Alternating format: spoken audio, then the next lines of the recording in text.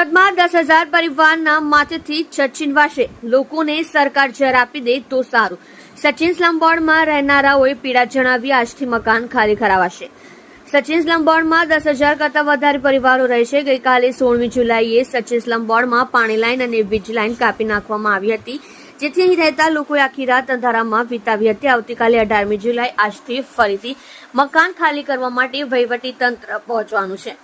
ત્યારે ગરીબ લોકોની મુશ્કેલીમાં વધારો થયો છે. 10,000 પરિવારોજનો બેઘર થશે અને માથેથી છત છીનવાઈ જશે. કોઈ પણ વૈકલ્પિક વ્યવસ્થા વગર આ પ્રકારે નિર્ણય થતા ક્યાં જવું એ સ્લમ બોર્ડમાં રહેતા લોકોને સમજાતું નથી. ત્યારે દિવ્ય ભાસ્કરે અહીં પહોંચીને લોકો સાથે વાતચીત કરી હતી, જેમાં તેમણે પોતાની પીડા જણાવીને કહ્યું હતું કે આના કરતા સરકાર ઝેર આપી દે તો સારું.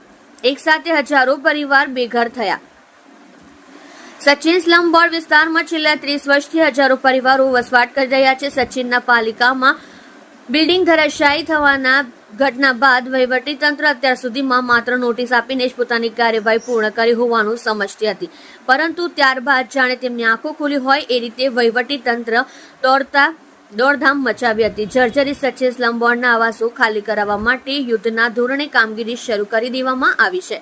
સ્થાનિક લોકો સાથે ઘર્ષણ પણ થઈ રહ્યું છે. સચિન બોર્ડમાં રહેતા સંગીતા દેવી ભગવતીએ જણાવ્યું હતું કે થોડા સમય પહેલા જ મારી પાસેથી દસ્તાવેજના નામે 1.5 થી 2 લાખ રૂપિયા લેવામાં આવ્યા છે. એના તમામ ડોક્યુમેન્ટ અમારી પાસે છે. જો આ મકાન જર્જરિત હતા અને ત્યાંથી અમને દૂર લઈ જવા હતા, ખાલી કરાવવાના હતા, તો શા માટે અમારા પાસેથી સરકારી દસ્તાવેજની ફી વસૂલ કરી હતી? અમે લાઇટ બિલ ચૂકવીએ છીએ, પાણી વેરો ચૂકવીએ છીએ, અમારે તમામ પ્રકારના પૈસા ભરી રહ્યા છે.